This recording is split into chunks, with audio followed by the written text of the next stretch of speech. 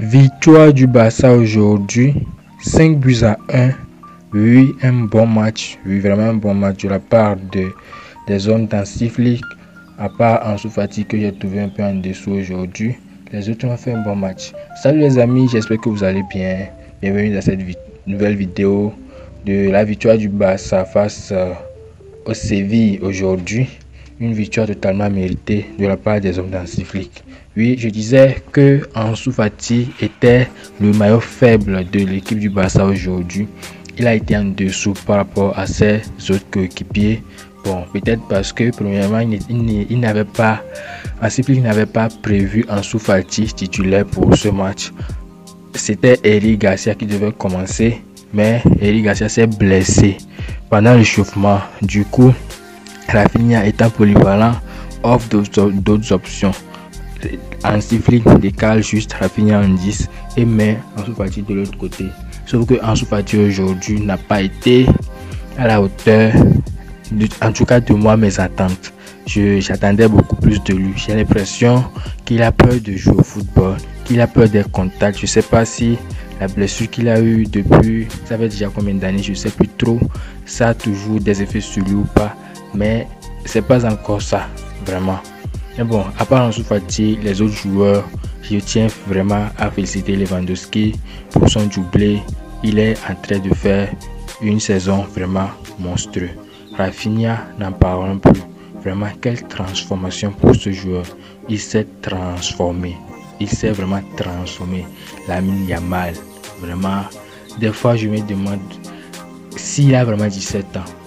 Aujourd'hui, il a frappé l'extérieur aujourd'hui. J'ai vu, c'était vraiment le gardien était vigilant, sinon le but allait rentrer. Mais bon, le Barça qui continue de jouer le hors-jeu. Le Barça qui continue de jouer le hors-jeu aujourd'hui. Séville a été plusieurs fois en hors-jeu. Et aussi Iñaki Peña, vraiment moi Iñaki Peña ne me rassure pas. Même si aujourd'hui il n'a rien fait de grave, mais vraiment il ne me rassure pas. Mais bref, Inigo Martinez, Koubarsi qui forment vraiment la défense du Barça. Inigo Martinez et Koubarsi, jusqu'à présent rien à dire. Quoi encore? Il y a aussi, je voulais parler aussi de Marc Casado. Vraiment et dire que c'est sa première année en équipe première. C'est sa première année. Marc Casado. Vraiment, ce que les jeunes du Barça font, c'est vraiment magnifique. C'est vraiment magnifique ce que les jeunes du Barça font. Pablo Torre aussi qui est rentré aujourd'hui. Il a fait un doublé. À un moment donné, comme le Barça est en train de préparer le match face au Bayern la semaine prochaine, Flick, à un moment donné, a sorti ses titulaires pour les reposer, notamment Lamine Yamal, Lewandowski, Rafinha, pour mettre Pau Vitor, Fermin Lopez, qui est rentré aujourd'hui. Lui, à chaque fois, tu vois ça dans son attitude qu'il a faim, il a vraiment envie de marquer. Aujourd'hui aussi, il a fait tellement d'appels, mais malheureusement, soit la balle n'arrive pas, ou soit l'appel n'a pas été vu.